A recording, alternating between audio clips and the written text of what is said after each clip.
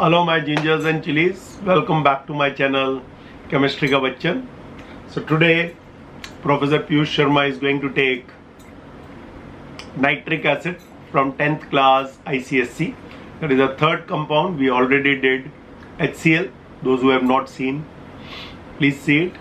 Second H2SO4 we finished, and now we are moving to the introduction part today only. Okay, so I have divided that into 3 lectures. So तीनों lectures आप एक एक करके देखिए. So let's go to nitric acid. First thing in introduction we will talk about what they are called. So introduction में याद रखो, पहला point आपको याद रखना है, also called aqua fortis. क्या बोलते हैं इसको? Aqua fortis is the another name for it. What is the meaning of aqua? Water. What is the meaning of fortis? Strong. तो क्या मीनिंग हो गया? Strong water. क्यों बोलते हैं strong water? Because it has corrosive action on metals. Most of the metal, ज्यादातर metals पे इसका एक्शन जो है बहुत करोसिव है. Corrodes the, everyone knows corrodes, पूरी तरह से उस पर अटैक करके रस्टिंग की लास्ट स्टेज में पहुंचा देता है. Corrosive action on metals. So aqua means water, fortis means strong. Strong water is the another name. ठीक है, तो ये आपको पहला पॉइंट याद रहना चाहिए. उसके बाद जाते हैं इसकी अकरेंस पे. यहाँ एक ही पॉइंट है, यस एक ही पॉइंट है. तो अब अकरेंस पे आते हैं. Occurrence we will divide it into 2 parts. पहला पार्ट बोलेंगे फ्री स्टेट, और दूसरा पार्ट ऑफ कोर्स हम लोग बोलेंगे combined state. Combined state means it is present in the form of minerals. एक को हम लोग बोलते हैं चाइल्ड सॉल्ट पीटर, जिसका आपको फॉर्मूला याद रखना है NaNO3, और दूसरे को हम लोग बोलते हैं बंगाल सॉल्ट पीटर. बंगाल या इंडियन भी बोलते हैं saltpetre. What is the formula? KNO3. Confusion होता है किसका फॉर्मूला क्या है? Very easy. Chile, one of the famous country in South America, तो चाइल बोलते हैं, चिली बोलते हैं. Chile saltpetre, CH, right. चना याद रखो, तो कभी नहीं भूलोगे Chile saltpetre is NaNO3. ठीक है, and this is of course Bengal, अपने आप याद हो जाएगा KNO3. यहाँ कंफ्यूजन होता है, सो I made chana. So very very easy to remember. Free state में क्या होता है भाई? देखो, नाइट्रोजन और ऑक्सीजन, लाइटनिंग होती है जब, बिजली कड़कती है, तो दोनों एक दूसरे के साथ रिएक्ट होकर फॉर्म करते हैं nitric oxide. What is the name? Nitric oxide. So only time when nitrogen romances with oxygen is lightning और थंडरस्टॉर्म. बिजली कड़केगी तभी होता है, otherwise they never react. So they need a very high voltage, somewhere 5000 to 10,000 volts, तो जाके ये react होता है. अब ये NO जब रिएक्ट होता है O2 के साथ वापस हवा में, तो मिल जाता है आपको रेडिश ब्राउन गैस, जिसका नाम सबको मालूम है तो नाम नहीं लिखूंगा. रेडिश ब्राउन नाइट्रोजन डाइऑक्साइड मिल जाता है. एंड यही NO2 O2 के साथ रिएक्ट होता है along with the moisture in air, then you get HNO3. Okay, और ये जो नाइट्रिक एसिड है ये रेन के साथ नीचे आती है, तो we call it which rain? Acid rain. What is it called as? Acid rain. And इस पूरे मेथड को फिक्सेशन ऑफ नाइट्रोजन भी बोलते हैं. क्या बोलते हैं? फिक्सेशन ऑफ नाइट्रोजन बोलते हैं, क्योंकि नाइट्रोजन कहीं ना कहीं जाके सॉइल में फिक्स होने वाली है. तो it is also known as fixation of nitrogen. तो HNO3 जो आपको मिला, ये रिएक्ट होता है CaCO3 से, और हमको मिलता है calcium nitrate which is soluble in soil. Calcium nitrate मिलेगा, plus you are going to get water, and you are going to get the carbon dioxide gas. So this calcium nitrate is soluble in soil and that's why the whole method we can call it as fixation of nitrogen. तो ये आपका introduction का second part हुआ. That is introduction के अंदर ही डालता हूं मैं अकरेंस भी. तो इसमें एक ही पॉइंट है, it's called aqua Fortis. Occurrence मतलब कहां पे मिलता है. फ्री स्टेट में nitric acid comes from the nature along with the rain and that is called natural phenomena. लेकिन अब इतना ज्यादा NO2 नेचर में हो गया है कि एसिड रेन डेंजरस हो गई है. नेचुरली इट वाज फाइन जो आ रहा था, लेकिन अब इतना ज्यादा NO2 फॉर्म हो गया है कि acid rain is in large amount. Acid rain बहुत ज्यादा हो गई है, which is not good for the nature, not good for aquatic life, not good for human beings, not good for monuments. So many problems are there due to it. Combined state में याद रखना है Chile saltpetre, Bengal saltpetre, trick, chana, Bengal अपने आप याद रहेगा. That is going to be your KNO3. So please copy it up. Now let's go to the next part in introduction, which I call it physical properties. Physical properties of nitric acid देखते हैं. Now when we are talking about physical properties, सबसे पहले आते हैं आपका color. Right? When we are talking about pure nitric acid, so pure nitric acid याद रखना it's colorless, कोई कलर नहीं है उसका. लेकिन यही अगर आप कॉमर्शियल नाइट्रिक एसिड लेते हो, which is used in laboratories or into industries, then it is reddish brown भी होती है, येलोइश ब्राउन भी होती है. अलग अलग बुक्स अलग अलग कलर्स लिखती हैं. So yellowish brown, the colour is due to its breaking down into NO2. ठीक है, तो येलोइश ब्राउन बोल सकते हो इसका कलर. उसके बाद इसका जो ओडर होता है that is suffocating odour. So odour is suffocating odour. Smell कैसी होती है भाई? सफोकेटिंग. अब इसका टेस्ट कैसा रहेगा? एसिड है तो कैसा टेस्ट रहेगा? सार टेस्ट. सॉल्यूबल इन वाटर है, so this is soluble in water. Then it is heavier than water. Specific gravity पानी से ज्यादा है, याद नहीं रखनी है कितनी है, बट पानी से ज्यादा है. Then it forms a constant boiling mixture. Forms a, याद है ना constant boiling mixture? HCl में कराया था. Forms a constant boiling mixture at 121 degrees Celsius, right, for 68% HNO3. क्या मतलब होता है बताऊंगा, पहले लिखते जाओ.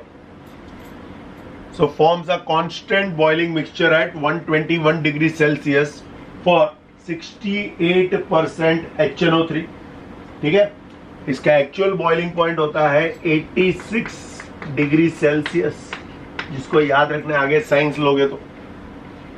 Then it freezes to white mass.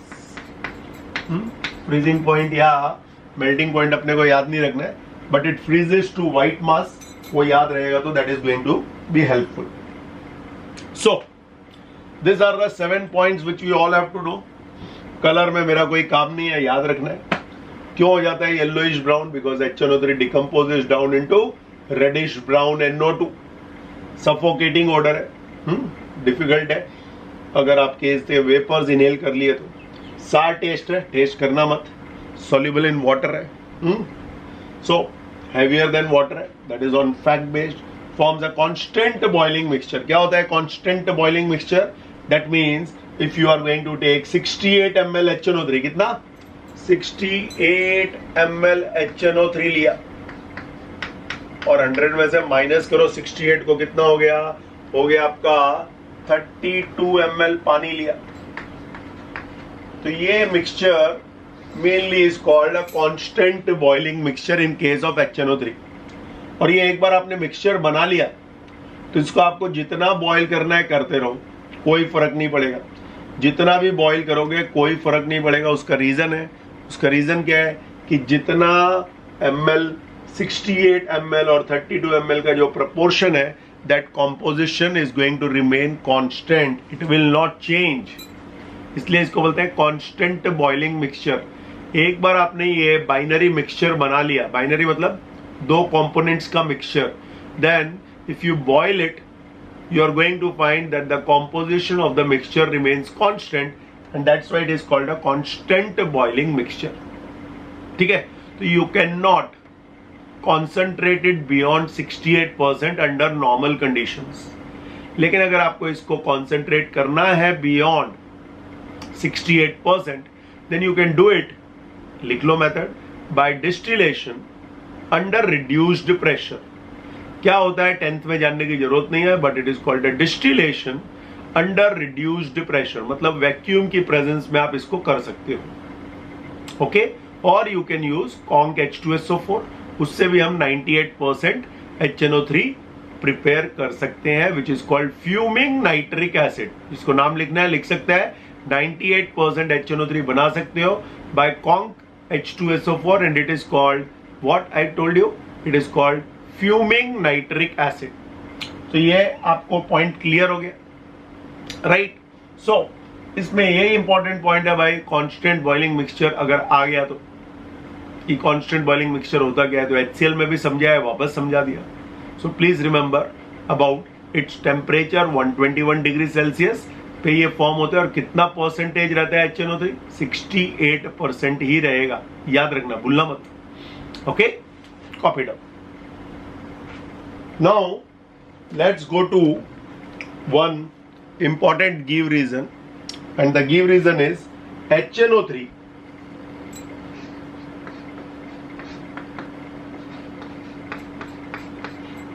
affects the skin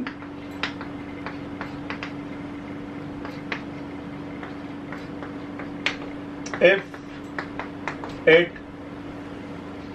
accidentally falls। ठीक है, तो by mistake it is going to fall in your skin. How does it affect the skin? ठीक है, इसका आंसर बहुत इंपॉर्टेंट है। वी ऑल नो HNO3 और nitric acid is extremely corrosive in nature.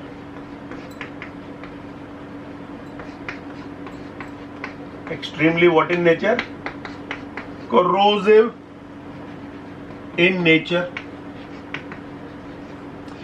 and when it falls on skin,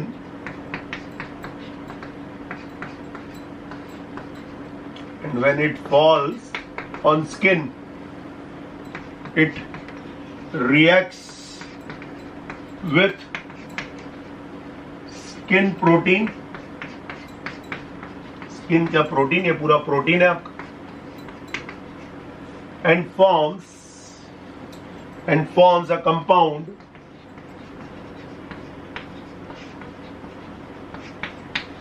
ज़ैंथोप्रोटिक acid. ज़ैंथोप्रोटिक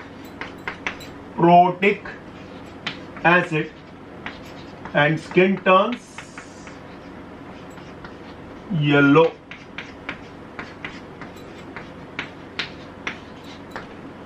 So this is a very common accident which happened in laboratory। बहुत ध्यान रखना है जब आप कोई भी कॉन्सेंट्रेटेड एसिड को लेबोरेटरी में यूज कर रहे हो। HNO3 जब आपके स्किन के टच में आता है, जैसे ही टच में आता है, ये आपका प्रोटीन है पूरा का पूरा, हाथ पे गिरा, प्रोटीन के साथ रिएक्ट होएगा, एक कंपाउंड बनता है, नाम याद रखना है, ज़ैंथोप्रोटिक एसिड। प्रोटिक से protein word, xantho is more related to xanthophobia या ज़ैंथोफोनिया, ऐसे कुछ डिजीज भी आई थिंक बायो में, वो चेक कीजिए आप बायो वाले से। एंड ज़ैंथोप्रोटिक एसिड बनता है कंपाउंड का नाम, एंड इट टर्न्स येलो, पूरा स्किन आपका येलो हो जाता है।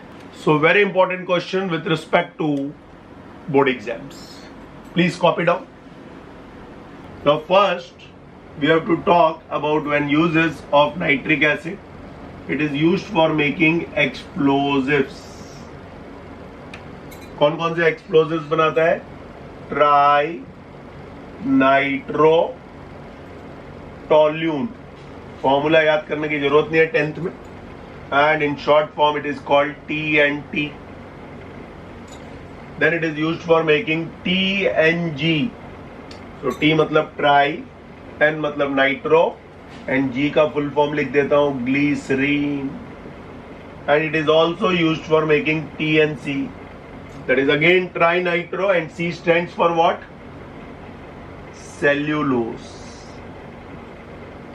So that is first biggest use of nitric acid. दूसरा यूज है इसका, in different types of nitrates are being used for different purpose. जैसे अमोनियम नाइट्रेट लेते, ammonium nitrate is used for making fertilisers. अगर मैं बात करूंगा सिल्वर नाइट्रेट की AgNO3, then it is used for photography. So that is used in photography, everyone has to know. If we are talking about nitr or KNO3, then it is used for gunpowder, बारूद बनाने के काम आता है। yes, gunpowder. Okay, so that is the second big use of nitric acid. Then we go for third use, जो हम लोग HCl में भी कर चुके हैं, एक्वा रीजिया। याद है ना एक्वा रीजिया क्या होता है? नहीं याद है तो HCl जाके देखो। 3 parts of conc HCl and 1 part of conc HNO3.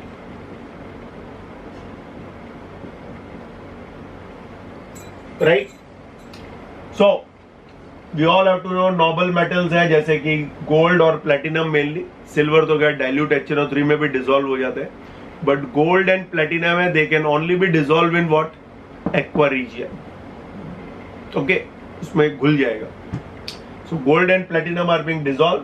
पूरा का पूरा इक्वेशन मैंने आपको HCl में दिया हुआ है। So everyone has to know that very very well. So that is the third application of it. Please copy. Fourth application is extraction of gold by removing impurities. तो extraction के बदले क्या better word है? We can say purification of gold. So purification of gold is better word by removing impurities. कौन कौन सी impurities को हटाता है ये? जिंक को हटाएगा, कॉपर को हटाएगा, सिल्वर को हटाएगा और लेड को, जो you get it along with gold. So these are the impurities which are removed by it. Fifth application is that used in etching. What is etching? Writing something on the metals. अपने घर के जो बर्तन है उस पर देखो जरा ध्यान से, कुछ लिखा होएगा, right? So that is called etching. Etching glass पे भी होती है। तो used in etching of metals, brass articles, ठीक है, वहां पे भी हो सकती है। So there also you can use this. Then in nitrates, अब नाइट्रेट्स बनाने के भी काम आता है, right? So if we are going to take a different nitrates example, तो आपको क्लियर होएगा कि कौन कौन से नाइट्रेट्स ये बना सकता है। तो for example we have taken KOH plus dilute HNO3, तो base plus dilute HNO3 is going to give you KNO3 which is called nitr plus water. तो acid plus base gives you salt plus water. That is the first reaction everyone has to know. Second लेते हैं lead plus conc HNO3, तो second यहां पे लेते हैं lead plus conc HNO3. What is it going to give you? Lead nitrate of course plus water, and reddish brown gas is going to be evolve, that is NO2। यह आपने ले लिया copper oxide with dilute HNO3, ठीक है। सो copper oxide ले लिया और उसको हमने रिएक्ट कर दिया HNO3 के साथ। What we are going to get, it is copper nitrate, right, plus water. So when you are talking about the preparation of nitrates, these are different nitrates which we all have to know that are being prepared. बहुत सारे हैं, हमने 3 लिखे। So this is your A, acid plus base gives you salt and water। दूसरा वाला reaction with metal है, ठीक है, और तीसरा वाला भी acid plus base gives you salt plus water। अब याद रखो नाइट्रेट्स को जब हम हीट करते हैं तो अलग अलग तरह के हमको रिएक्शंस होते हैं। सो नाइट्रेट्स ऑन हीटिंग, अब एक्टिव मेटल लेते हैं, जैसे लेते हैं KNO3 या NaNO3 which are above in the metal activity series. अगर इनको हीट किया, what we are going to get, KNO2 plus O2, NaNO2 plus O2, इनको बोलते हैं नाइट्राइट्स। सो नाइट्रेट से क्या मिला मेरे को, पोटेशियम नाइट्राइट। सोडियम नाइट्रेट से क्या मिला, sodium nitrite. So that is very very important part. अब देखते हैं और नाइट्रेट्स का, कॉपर नाइट्रेट है। Copper nitrate, please remember it is blue in colour. इसको अगर मैंने हीट किया, so I am going to get black colour copper oxide plus NO2 plus O2। अगर मैंने इसी के भाई को हीट किया, lead nitrate which is white in colour, ठीक है, तो हीट किया तो ये हीटिंग नाइट्रेट्स के अलग अलग रिएक्शंस है। तो ये आपको लेड मोनोऑक्साइड देता है which is buff colour, buff is brownish type थोड़ा, plus of course NO2 plus O2 ऊपर से कॉपी मार सकते हो। अगर आपने हीट किया अमोनियम नाइट्रेट को NH4NO3, तो मैंने आपको ट्रिक पहले भी बताई है, वापस बता रहा हूं। अगर लेफ्ट में हाइड्रोजन और ऑक्सीजन दोनों है, देन रिमूव वाटर फर्स्ट। कितना पानी निकला, दोनों है तो ही है, हाइड्रोजन और ऑक्सीजन दोनों है तो। और यहां बचा N2O, यस, लाफिंग गैस और नाइट्रस ऑक्साइड। और याद रखो जो हापा है, व्हाट इज हापा, मेरे कोडवर्ड में mercury, silver, platinum, gold, very very less active metals. इसमें से हम लोग लेते हैं फॉर एग्जांपल मर्क्यूरिक नाइट्रेट। अब इस चारों में से किसी को भी हीट किया तो ऑक्साइड नहीं मिलता है, मेटल मिलता है। क्या मिलता है, मेटल मिलता है, plus NO2 plus O2। So that is the trick कि हापा में आपको metal plus NO2 plus O2 ही मिलेगा। मेटल ऑक्साइड मत लिख देना, ऊपर वाले में सब में मेटल ऑक्साइड मिलता है। So that is about the different uses of nitric acid. I hope that part is clear to everyone, ठीक है। तो जब आप नाइट्रिक एसिड के यूजेस कर रहे हो, आपको चैप्टर थोड़ा इंटरेस्टिंग लगता है कि हम लोग पढ़ क्यों रहे हैं, why we are studying nitric acid, so many uses. Of course there are may be more, but ICSE में आपको या 12th में आपको जो पोर्शन में वो मैंने सब कवर कर दिए हैं, and that is of course the uses of nitric acid. Now let's go to the preparation of nitric acid. किस पे जा रहे हैं, preparation of nitric acid. In laboratory preparation of nitric acid, first of all you have to take the metal nitrate. कोई भी एक metal nitrate लो, ठीक है। ज्यादातर हम लोग क्या लेते हैं, या तो KNO3 लेते हैं जिसको बोलते हैं नाइट्र, या उसी का भाई ले सकते हो NaNO3 जिसको बोलते हैं हम लोग, लास्ट लेक्चर में बताया था, चना। तो चाइल, सॉल्ट, पीट। और इसको रिएक्ट कर दिया किसके साथ, इसको रिएक्ट कर दिया हमने H2SO4 के साथ। H2SO4 has to be what, H2SO4 has to be concentrated. Temperature जो आपको रखना है, आपने लास्ट लेक्चर में भी किया हुआ है भाई, less than 200 degree Celsius, less than 200 degree Celsius ही रखना। हाई होएगा तो क्या होएगा वापस बताऊंगा, HCl में पढ़ा चुका हूं। तो K अपने साथ एक H ले जाएगा and you will get a acid salt. और यहां पे आपको क्या मिलेगा, यहां पे आपको मिलेगा HNO3 के वेपर्स। ये टेम्परेचर बहुत हाई है, तो यहां क्या मिलेगा अपने आप लिखना है NaHSO4 प्लस HNO3। सो ये आपका लेबोरेटरी प्रिपरेशन है। अगर आपको ये लेबोरेटरी प्रिपरेशन समझ में आ गया तो इसके ऊपर बहुत सारे क्वेश्चंस हैं जो हमको मालूम होने चाहिए। सबसे पहले तो आपने पोटेशियम नाइट्रेट लिया और उसके साथ कॉन्क H2SO4 ही क्यों लिया, व्हाई नॉट HCl। सो पहली पॉइंट आपको याद रखनी है that conc H2SO4 is a non volatile acid and this is volatile. So non-volatile acid is having a property to displace the nitrate from the metallic salt and helps in the preparation. अगर आप HCl लेते तो वो भी volatile है, ये भी volatile है, both will go out. This is not going to volatile. This is not going to evaporate. पहला रीजन ये। दूसरा क्वेश्चन आता है why temperature is less than 200 degree Celsius. Copy of HCl जो वहां पे आंसर बोला था। If temperature is high fuel wastage is there, repeat कर रहे हैं, fuel wastage is there. If temperature is high the apparatus में डैमेज।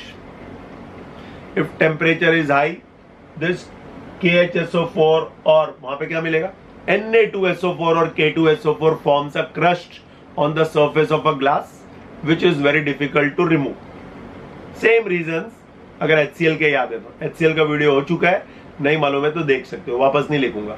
सो वापस तीनों रीजंस बोल रहा हूं why temperature has to be less than 200 degree Celsius. चार रीजंस बोल रहा हूं जिसमें से चौथा इज फॉर 12th। पहला फ्यूल वेस्टेज इज देयर, दूसरा apparatus is going to be damaged, तीसरा at high temperature that is greater than 200 degree Celsius normal salt K2SO4 or Na2SO4 is formed which forms a crust on the glass which is very difficult to remove. And fourth point, at high temperature HNO3 decomposes down into NO2 and O2। तो जो बना रहे हो वही decompose हो जाएगा, अभी भी होता है बहुत कम, कंट्रोल कर सकते हो। So I hope this part is clear to everyone and that is what we call it the preparation. अब प्रिपरेशन में और क्या क्वेश्चंस हो सकते हैं भाई, जब आप HNO3 प्रिपेयर करते हो what is its colour, its colour is little bit reddish brown, या बोलते हैं brownish yellowish brown. Reason, this HNO3 has a property if you are going to keep it still stand for a long period of time, बहुत time तक पड़ा रहेगा, then it decomposes down little amount at a normal temperature into NO2, तो थोड़ा सा yellow colour का दिखता है वो। So please remember it is due to the decomposition of NO2। तो आपको क्वेश्चन आ सकता है can we recover its colour,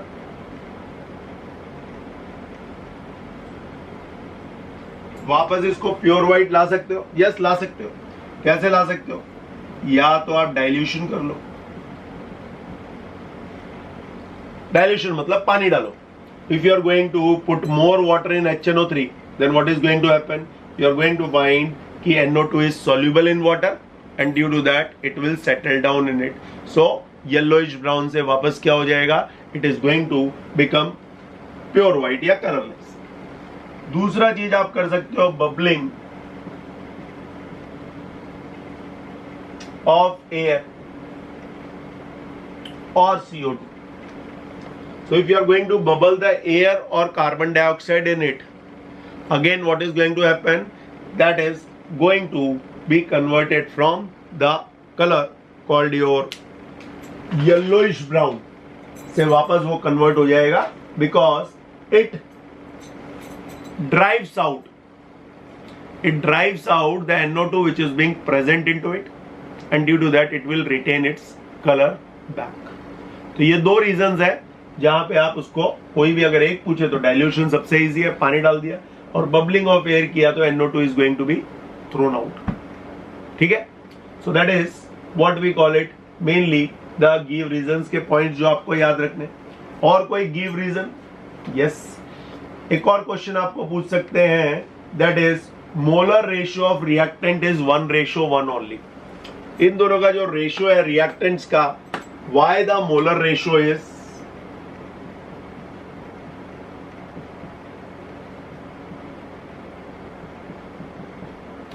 The molar ratio is 1:1 because K has a tendency to take this hydrogen at a low temperature, that is less than 200 degrees Celsius, not low but less than 200 degrees Celsius. So in spite of dibasic acid, it gives the acid salt. Okay, and that's why the ratio is being maintained 1:1 only over here, not more than that. उसके बाद आपको question आ सकता है भाई कि जो आपकी apparatus है, very important question, why apparatus is made up of glass only. ये पूरा का पूरा कौन से apparatus में होता है? उसका नाम है ग्लास रिटॉर्ट, और पूरा का पूरा apparatus इसका ग्लास का ही बनता है। ऐसा क्यों? Why only made up of glass? It is made up of glass, the reason is that nitric acid is highly corrosive in nature. corrosive मतलब किसी भी चीज पे अटैक करके उसको खराब कर देगी, निकलने लगेंगे उसके parts. so it can attack rubber, तो रबर का कोई आइटम नहीं होता है इस apparatus में। it can attack the cork, मतलब वुड का भी कोई आर्टिकल नहीं होता है। cork means everyone knows, जो वाइन की बॉटल्स पे होती है, that is, और कॉर्क बॉल से जिन्होंने खेला है, so wooden part, right? And that's why you are going to find that the all apparatus, the full apparatus, आने वाला जब एग्जाम लूंगा तो, that all apparatus is going to be made up of glass only.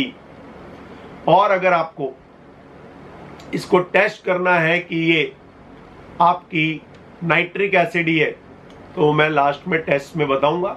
भले starting में दिया हुआ है that it reacts with copper with concentrated, copper के साथ कॉन्सेंट्रेटेड HNO3 अगर आप रिएक्ट करोगे तो आपको मिलेगा copper nitrate plus NO2 plus water, ठीक है।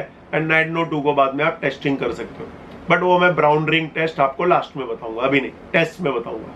So that is what we have to know with respect to the laboratory preparation of HNO3. Let's go to the industrial preparation of HNO3. Copy down. Now we move to industrial manufacture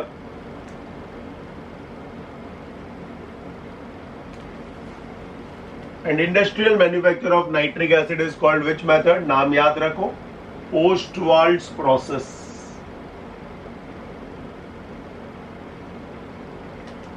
यहां पे भी आपका code word वही है जो contact process में पढ़ाया था, coat, COAT, coat. So step 1 देखते हैं। स्टेप 1 में क्या होएगा भाई? स्टेप 1 में कैटालिटिक चैम्बर रहेगा।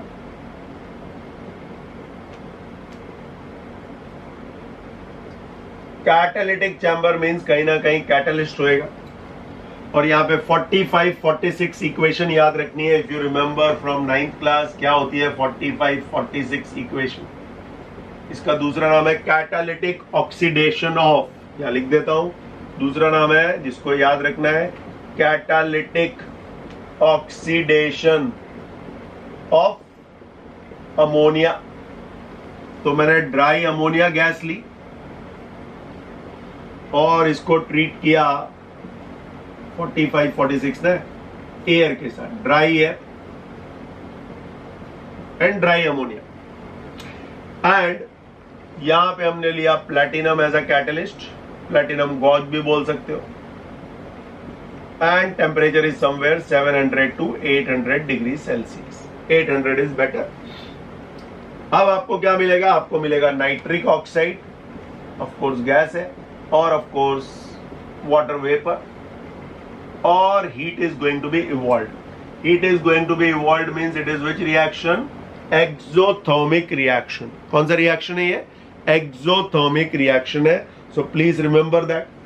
ठीक है, अगर आपको हीट इवॉल्व याद रखनी है तो याद रख सकते हो। कितनी हीट इवॉल्व होती है? 21.5 kilo calories heat is being evolve over here.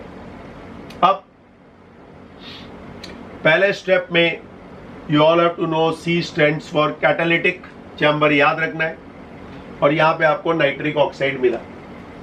Step 2 देखो, स्टेप 2 में आपका नाइट्रिक ऑक्साइड जाता है और O2 के साथ रिएक्ट होता है at a temperature somewhere 50 degree Celsius, तो आपको रेडिश ब्राउन गैस मिलती है जिसको बोलते हैं NO2। तो इस स्टेप 2 को क्या बोलते हैं? स्टेप 2 को बोलते हैं हम लोग oxidation. O stands for what? Oxidation chamber. तो यह ऑक्सीडेशन होता है। और फिर आप जाते हो स्टेप 3 पे। स्टेप 3 आपको याद हो गया कोर्ट में 80 क्या था?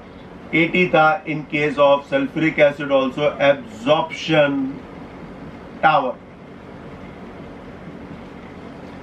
एब्जॉर्प्शन टावर मतलब जो आपकी NO2 गैस है, राइट, उसके साथ थोड़ी O2 भी पास करोगे, रेसिडुअल लेफ्ट ओवर O2 को, और ऊपर से वाटर स्प्रिंकल होएगा, right. What it is going to give you is 4HNO3। ठीक है, अब इसको आपको बैलेंस करना है तो आप बैलेंस कर सकते हो। मैंने बोल दिया राइट में 4HNO3 है मतलब 4NO2, और हाइड्रोजन है आपका यहाँ पे तो 2H2 हो गया। ठीक है, and this can take place at ordinary temperature. तो यहाँ पे कोई हाई फाई टेम्परेचर नहीं चाहिए हमको। तो ये आपको नाइट्रिक एसिड मिल गया which is going to be your industrial manufacturing of nitric acid. So first step में अगर आप देखोगे तो प्लेटिनम गॉज यूज किया है which is going to make the reaction faster. Temperature आपको 700 to 800 डिग्री सेल्सियस रखना है। ड्राई गैसेस रखनी है, due to that no impurities are going to affect the platinum, right. And of course this gases are going to be taken up in the ratio 1:10। इतना high ratio क्यों है अगर question पूछ लिया तो? So first thing that air contains only 20% O2। ठीक है, and second reason O2 is used in every step. Step number 1 में भी है, step number 2 में भी है, step number 3 में भी है। That's why we use it. उसके बाद जो आपकी नाइट्रिक ऑक्साइड फॉर्म होती है और जो लेफ्ट ओवर ऑक्सीजन है that is being passed through some cooling pipes. Why it is passed through cooling pipes? It is passed through cooling pipes so that the temperature which was 700 to 800 degrees Celsius is going to be reduced down to 50 degrees Celsius. इसलिए इसको cooling chamber से पास करते हैं gases को, NO को और O2 को या एयर को। तीसरा क्वेश्चन आपके दिमाग में आ सकता है कि यहां पे जब आप हीट देते हो तो क्या बार बार दोगे कि एक बार दे दिया तो हो गया? तो heat is given only initially. Why? Answer is the step number 1 is exothermic reaction and it releases 21.5 kilocalories of energy, and that heat can be reused again and again. So once the heat is given, then again heat given is not required. तो सब give reasons clear हो गए होंगे। अब आपको अगला question आता है कि एब्जॉर्प्शन टावर जो है it is made up of a material called quartz. So quartz एक मटेरियल है जो एसिड रेजिस्टेंट है।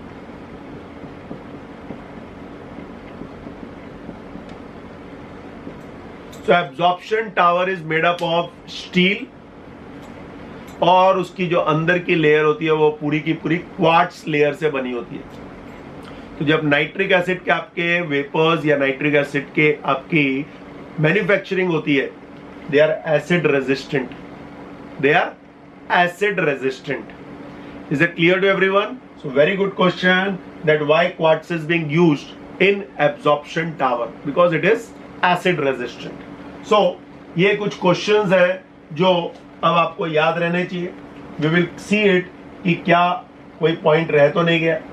पहला पॉइंट था आपका कोट का। Coat is everyone knows that is full form is catalytic chamber, O for oxidation chamber and AT for absorption tower. ठीक है, उसके बाद आपको एक पॉइंट यहाँ पे याद रखना है, अमोनिया और एयर का रेशियो क्या है? 1:10 है। क्यों है भाई 1:10? It is 1:10 because air contains only 20.98 or 21% oxygen only, and secondly O2 is used in all the 3 steps as you can see.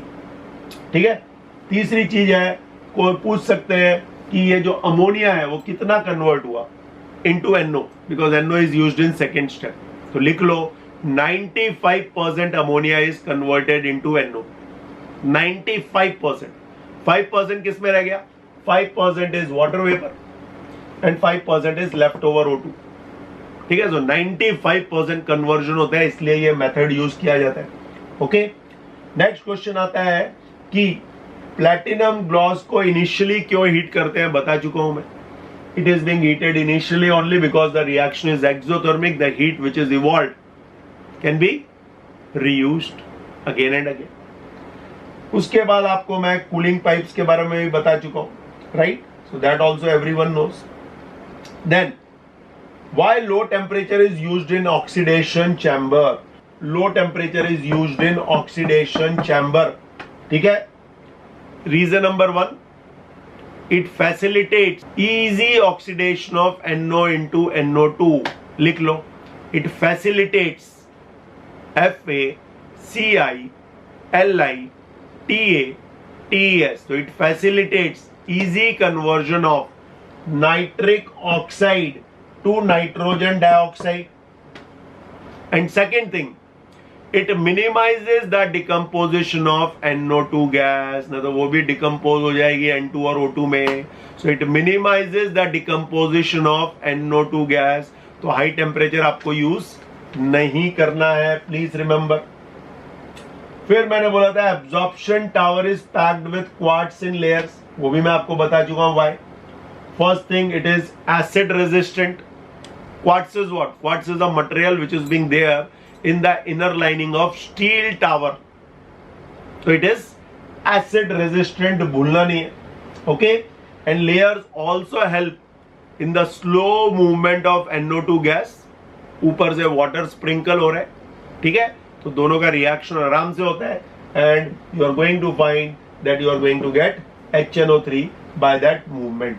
And the last question आता है, dilute HNO3 can be further concentrated. Dilute HNO3 को क्या आप further concentrate कर सकते हो, ठीक है, तो देखते हैं। So last question है आपका आज के लेक्चर का, dilute HNO3, that is हमको कितनी मिली है, 50% HNO3 collected at the base of absorption tower. Can it be further concentrated? Answer है yes.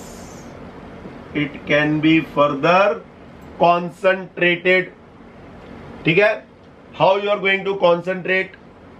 तो सबसे पहले है by distillation. So distillation से आप उसको concentrate कर सकते हो, और by boiling until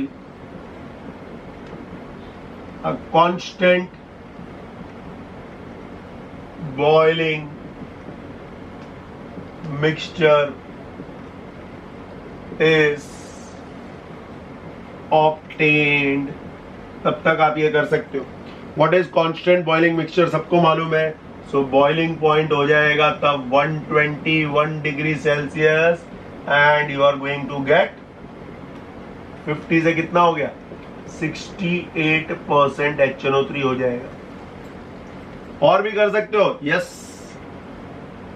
further concentrated by distillation under reduced pressure, बताया था last time, that is fractional distillation भी बोलते हैं। So by distillation under reduced pressure with the help of conc H2SO4, further concentrated to, और यहां पे लिखते हैं concentrated to, it concentrated to 98% HNO3, which is called fuming nitric acid. ICSC वाले एक बार चेक कर लेना भाई, अब ये पोर्शन में है कि नहीं, पढ़ा तो दिया है, क्योंकि 12th के पार्ट को भी मैं इसी में कवर करता हूं। सो 12th वालों का भी HNO3 चालू है और 10th वालों का भी HNO3 चालू है। तो 10th वाले बोल रहे होंगे सर 12th में वापस, यस, सेम जैसे H2SO4 दोनों का कॉमन है, वैसे HNO3 भी वहां पे कॉमन है। तो ICSC का ये एक फायदा है, ICSC बोर्ड का, कि रिपीट होने वाला है 12th में बहुत कुछ। सो HNO3 जब आप बोल रहे हो, तो HNO3 जो आपको कॉन्टैक्ट प्रोसेस में, सॉरी, HNO3 जो आपको ओस्टवाल्ड्स प्रोसेस में मिलता है वो 50% ही होता है, मतलब 50 ml HNO3, 50 ml पानी।